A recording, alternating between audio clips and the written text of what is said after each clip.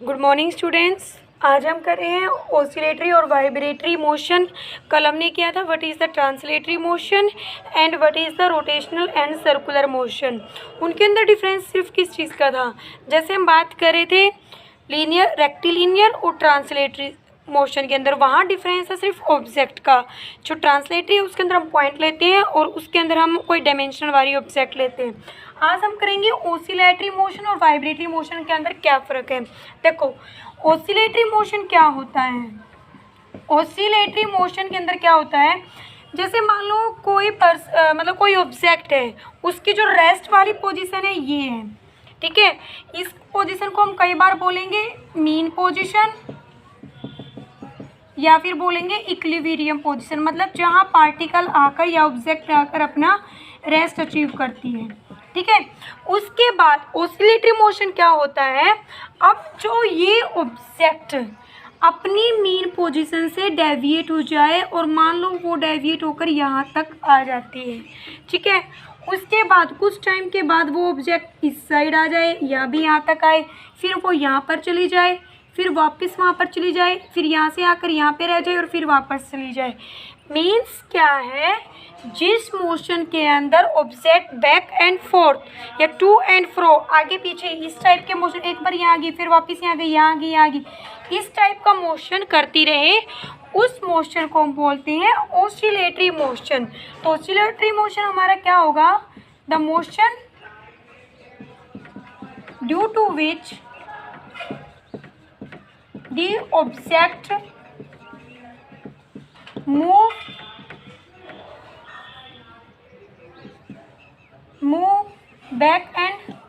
Back और forth move करते रहे आगे पीछे, या फिर और टू एंड फ्रो मोशन हो, ठीक है, to and fro motion.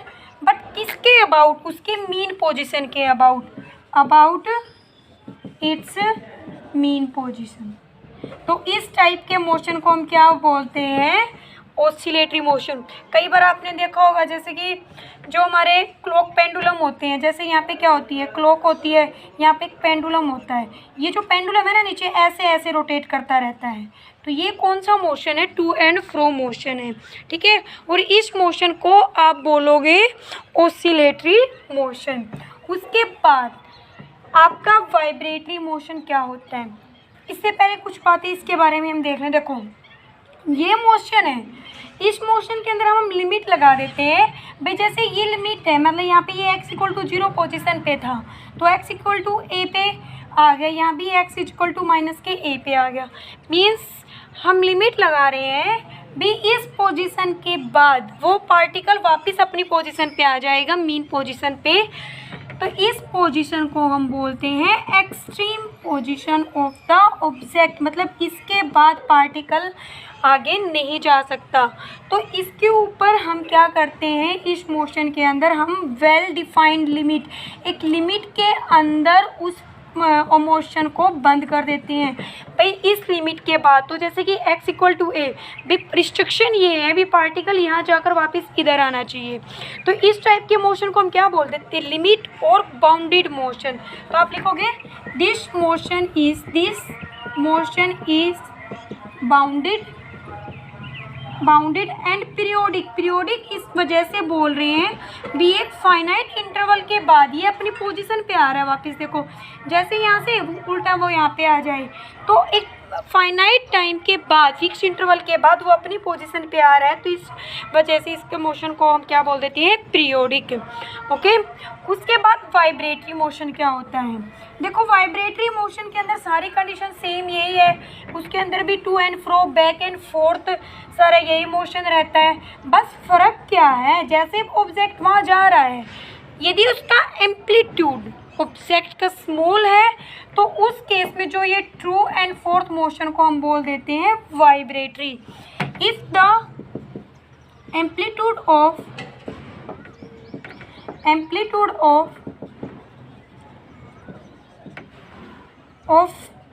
Object motion is small, then oscillatory motion is is called vibratory motion. ठीक है, कंडीशन क्या है, बस जो एम्पलीट्यूड है ना उसके मोशन करने का। मान लो देखिए ऑब्जेक्ट यहाँ जा रही तो ये एम्पलीट्यूड कम होगा तो वाइब्रेटरी होगा, ज़्यादा हो जाएगा तो हम उसको बोल देंगे ऑसिलेटरी। उसके बाद पॉइंट ऑब्जेक्ट मैं आपको करवा चुकी हूँ। पॉइंट ऑब्जेक्ट की डेफिनेशन आप अलग से ये भी डिफाइन कर सकते हो भी। पॉइंट ऑब्जेक्ट वो होती है जिसका मोशन मतलब जो वो डिस्टेंस मोशन के ड्यूरिंग ज़्यादा डिस्टेंस ट्रैवल कर ले उसके साइज़ के कंपैरिजन में। ठीक है, मीन्स क्या, more distance travelled as compare to its size. तो उस केस के अंदर भी उसको हम क्या बोल सकते हैं, पॉइंट ऑब्जेक्ट। जैसे सन के अराउंड अर्थ रोटेट करती है, ऐसे अर्थ के रोटेट करती है, तो अर्थ है ना सन के अराउंड भी रोटेट करती है, तो उसके साइज के कंपैरिजन में, जैसे कि अर्थ का साइज होगा, डायमीटर होगा, उसके डायमीटर के कंपैरिजन में जो ऑर्बिट की डिस्टेंस है ना वो ज़्यादा होती है। ऑर्बिट डिस्टेंस क्या है, मोर है। Orbital distance more covered by earth as compare to earth diameter. तो इस केस के अंदर जो हमारी अर्थ है इसको हम क्या बोलेंगे, point object as compare to the sun. ठीक है, उसके बाद नेक्स्ट टॉपिक आता है आपका फ्रेम ऑफ रेफरेंस। देखो फ्रेम ऑफ रेफरेंस, जैसे यहाँ देखो हमने अर्थ को पॉइंट ऑब्जेक्ट माना था, किसके रेफरेंस में, सन के रेफरेंस में। तो फ्रेम ऑफ रेफरेंस में क्या होता है, मान लो कोई ऑब्जेक्ट है आपकी, ये कोई ऑब्जेक्ट है, ठीक है, इसकी पोजीशन को हम स्टडी करें, ओके, लेकिन उसकी पोजीशन को हम तब स्टडी करते हैं जब हम कोई पॉइंट को रेफरेंस मानेंगे। मान लो यहाँ पे क्या है, x इक्वल टू 0 पॉइंट है और यहाँ ये x इक्वल टू 1, तो ये जो 1 है ना इसकी पोजीशन, ये with respect to reference point x equal to 0 है। बिना रेफरेंस पॉइंट हम पोजीशन फाइंड आउट ही नहीं कर सकते, क्योंकि जहाँ से हम इनिशियल पॉइंट ही नहीं ले रहे हैं तो हम फाइनल पॉइंट कैसे निकाल सकते हैं। तो फ्रेम ऑफ रेफरेंस के अंदर हम क्या बोल सकते हैं, ये होता है यहाँ पे कोऑर्डिनेट एक्सिस आती हैं जिनको हम एज ए रेफरेंस लेते हैं। ठीक है, कोऑर्डिनेट एक्सिस होती है x y z। देखो जब एक पॉइंट होता है तो 1 डायमेंशन, 2 पॉइंट होते हैं तो प्लेन में डिफाइंड होते हैं, 3 पॉइंट होते हैं तो वो स्पेस के अंदर डिफाइन होते हैं। मान लो जैसे कि ऑब्जर्वर, ये 3 एक्सिस है, यहाँ मान लेते कोई पॉइंट है जिसकी पोजीशन हमने वाई जेड निकाल दी है, तो अब आपको ये बताना पड़ेगा भाई ये जो आपने पोजीशन निकाली तो है, बट ये किसके रेफरेंस में निकाली है। हम नॉर्मली हमेशा यहाँ ओरिजिन एक्सिस के ओरिजिन पे जहाँ पे 0 0 0 कोऑर्डिनेट होते हैं इसको रेफरेंस मानकर इसकी पोजीशन निकालते हैं। ओके, तो यहाँ पे फ्रेम ऑफ रेफरेंस या रेफरेंस पॉइंट आपका क्या हो जाएगा, ओरिजिन। ठीक है, और ये जो कैलकुलेशन है पोजीशन हमने कहाँ कैलकुलेट की है, स्पेस के अंदर। 2 होते एक्स वाई होते तब प्लेन के अंदर हो जाता। ठीक है, तो फ्रेम ऑफ रेफरेंस ऐसा रेफरेंस होता है जहाँ पे आपका ऑब्जर्वर बैठा होता है ऑब्जेक्ट की पोजीशन को देखने के लिए। अब यहाँ कोई देखो ऑब्जर्वर ही है, वही ऑब्जर्व कर रहा है भी इसकी पोजीशन ये हो सकती है। ओके, अब देखो जैसे कि आप एग्जाम्पल लेकर चलो, जैसे आपका जो ऑब्जर्वर है वो रेस्ट में भी हो सकता है, मोशन के अंदर भी हो सकता है। तो अब इसकी 2 टाइप होती हैं, एक होता है इनर्शियल, दूसरा होता है नॉन इनर्शियल।